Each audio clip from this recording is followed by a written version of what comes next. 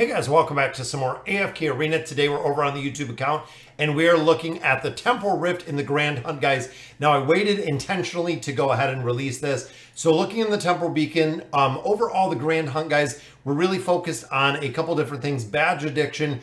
This makes a huge part because all of your heroes are going to have badges, so the normal attacks are going to be much stronger. Now, in addition to that, guys, we are doing support, warrior, tank. You could try mage, ranger, but overall it seems like those are the three strongest trees for this particular mode of the Grand Hunt, which we're going to look at in just a minute. So you can see I'm already at the top 2%. I utilize my teams. I'm 94 billion, so not too good in there. I'm going to show you the heroes that I ran in here. You can see the badges that we have. So looking in here, guys, we did run, and I wanted to try it because this was a formation that was actually in here for a couple different heroes. Big thing with this one, guys, is they're running more than the 3 branches. They're actually running 4 branches with this. And again, kind of a whale comp in here. You can even see the ranger in here. So I'm going to go through and show you the build that I'm utilizing within here, within the team. So I'm going to take out my heroes in the formation. I want to clean this out. I'm going to go through step by step. I'm going to show you team by team. Also some of the variations that we're kind of seeing in here, depending on the heroes you have. Now, the first one calls for Kinesa. So I do not have Kinesa. A sub in here, guys, for the tanking ability is going to be Anoki. Again, when you're starting to put badges behind these heroes, it is going to work incredibly well.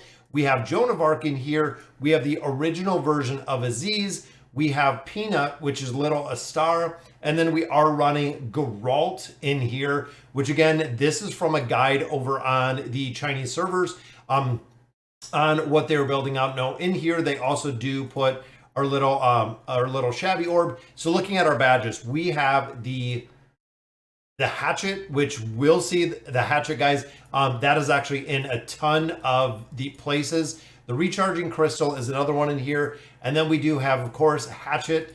Then we have hatchet, and then we have hatchet. So this is going to be the first team, guys. And I'm hoping, again, looking at tank, looking at support, looking at warrior, that is what we're focused on within this formation. So that is team 1. Second one has the awakened version of Brutus. Now Brutus, Solus and Brutus should be the 2 that you really did build in here.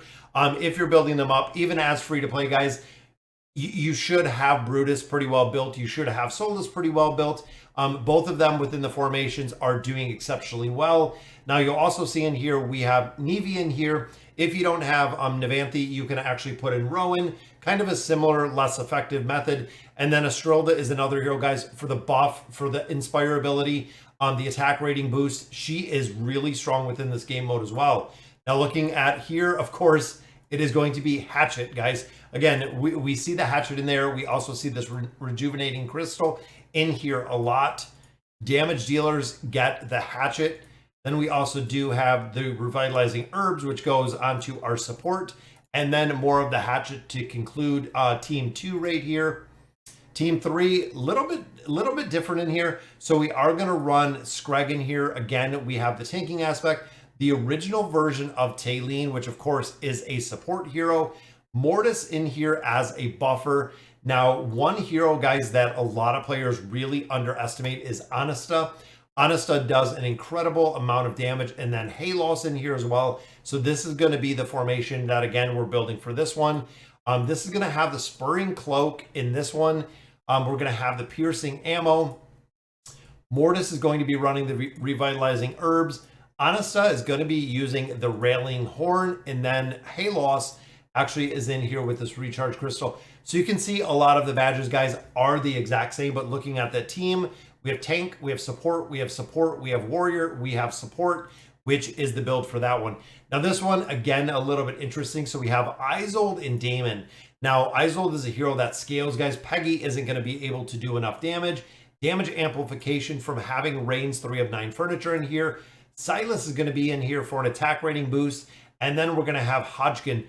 Hodgkin, honestly, is probably one of the most underestimated tanks that we see in AFK Arena. He does phenomenal in multiple game modes. So here we have the Hatchet. Now with him particularly, with Damon, we are doing the normal attacks. The hit ignores defense. It will be a critical strike in there. On this one, we have the Spurring Cloak. We are running, of course, support is going with the herbs, and then our buffer is going with the piercing ammo as well. So that will be our team number 4, guys. And then the final boss one, similar to all of the other bosses that we've seen, guys, Anasta making a very, very strong dominant effort in here. We also do have Grez in here. Now, I know some players, again, if you're going with the mage tree, a lot of players will run Scarlet in here. We are running Rosaline, that is falling Anasta. The awakened version of Solus. If you don't have Solus, again, Nevi is used in here. You can even use Desira within here, again, to kind of sub out with the healing aspect. Won't have quite the damage, but the aspect will still be there. And then the twins, of course, for the super cycle. Similar to, again, what we've seen, guys, it is the hatchet. It is the hatchet. Looking at our support heroes, it is the hatchet because, again, a lot of damage is going to go over. Both of these revitalizing herbs, and then the revitalizing herbs, which is most locally used on those. Now I'm going to go through the pets, guys. Again, looking over at the guide and what exactly they're buffing on here. So we do have number 2 is our fire breather in here. Number 3 is our winged lion. Number 4 falls into our crit pet, which is very, very cool to see. And then the final one is the Dref or the Dreary Ball. So let's see what we do, guys. Let's see how much better we do, I guess, than the 92. I just copied the last formation we did this, so let's see what we can do in here. And again, guys, Kanisa and Rook in this first slot. So if you're filling in for Anoki, Kanisa and Rook does an incredibly high amount of damage within this formation. A star in here as well does, again, a lot of damage in here. Geralt, I'm going to be interested to see exactly where he comes in. You can see, guys, it's almost wearing down some of his damage, but overall, let's take a look to see after this exactly where they came in. We have Brutus, of course, keeping everyone in the back. Now, Saurus will do an incredible amount of healing in here as well. Astrilda as above her, Nevi in here to keep everyone up. But Mishka and Brutus, as you can see, guys, will keep a majority of these heroes just locked down in the formation. Now, with this game mode particularly, there is a very, very heavy, hard RNG aspect in here. So we could try this 2 or 3 times. I might even swap, looking at the damage here, I might even swap Anoki out for another hero, possibly another tanking hero in here, just to kind of get a similar effect. And you can see, guys, between Brutus and Mishka, they're just pushing formations around here and looking at that 25, 26, 27, 29 billion damage right there, which is awesome. This one, of course, we have Halos's buffs going up on Anasta, going up on Talene right back here, which allows them to just absolutely crush damage. You combine the buffing factor that Halos is doing, the buffing factor that Mortis is doing, then you have Screg over here for the super cycle. So we're getting attack boost, energy, and also the damage mitigation on both Talene and Anasta in this formation to really just amplify the damage.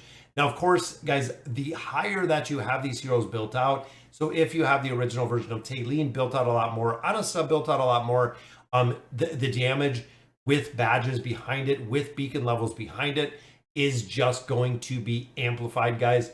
You even see all of these little squares everywhere. You even see all of Mortis's buffs up everywhere. Look at the damage. And a majority of that damage comes from Anasta within these formations. That's why even on live stream today, I said, Anasta, guys, build Anasta. It works incredibly well. Now this one, same. Isolde is one of the big ones. When he scales, guys, his damage just goes crazy high when he scales. And of course, Damon. So as this enraged timer on Peggy continues to increase, Damon will actually get stronger within the formation. And same with Isolde with the scaling effect is just going to get stronger. Then, of course, we have our max out level 18 pets in here, which do incredibly well. See, this one, not as much damage as I would think. But again, Isolde does have to be built, guys. A lot of these heroes, I can't stress it enough. A lot of these heroes are in meta comps. Even looking in here, Damon, Rain, Silas, Hodgkin used for an incredible amount of utility. So only 15 billion damage. And then here we have Anasta, guys. just got her to the plus 60 engraving recently. Solus, and I'm not sure if we should have Rosaline follow Solus just to keep that ultimate ability kind of going the whole entire time. I'm going to play around with it. I will probably do some resets in here, see exactly what we can do. But even there, guys, we want to try to keep this team up as high as possible, as long as possible. And you can see with the target being marked from Anasta, the damage goes through the roof, guys. She is very similar to Isolde in the self-healing portion or the self-substance portion. You can see, guys, 55, 56. Boom. Still pushing the damage on there. Almost 57 billion. So 137. So pretty good over there. Again, I need Peanut built up a little bit more. This team, I am definitely absolutely going to have to revisit. See what we can do there. Because there, guys, 21 billion. This is putting up 2. Not even remotely close. That team is going to have to be reworked. So 21 right there, 28 right there, 13 again. I felt like this team was not quite as successful as it needed to be. And then 42, I mean 40, 50, 60, almost 70 billion damage right there, which brings us to 13.7, guys, which puts us in the top 1,000, which means that we do get some little bonuses. So looking at the leaderboard, guys, this is definitely a place where you can look at just your friends. You can also look at a lot of different players and see what they're running. So right here, guys, there is Scarazzi running Mage in here. This is really a good spot to look. I also seen the Awakened version of Baden in some of these, but again, I do not have him built. So a little different formation, even doing 50 billion right there, guys. Isolde, 14 billion. Again, this one I was a little disappointed with. And then a final one putting out big numbers there. And it does look like that Solus is falling on us on this one. But running Hodgkin in here for the buffs. So again, there's a lot of RNG within this game mode. There's also a big factor where we could probably do this 3 more times and score wildly different with the RNG factors that we do have in here. And we also do have 10 more days, which means you do have time to get some more badges. So guys, this is the first version of it. Now we'll go ahead and we will do a final version. We know Palmer is coming out on Tuesday, but this will get you in there. It's a pretty solid team overall. Again, depending on the heroes you have built. There's a few like the original version of Taylene and the Awakened version of Brutus that you really can't sub out.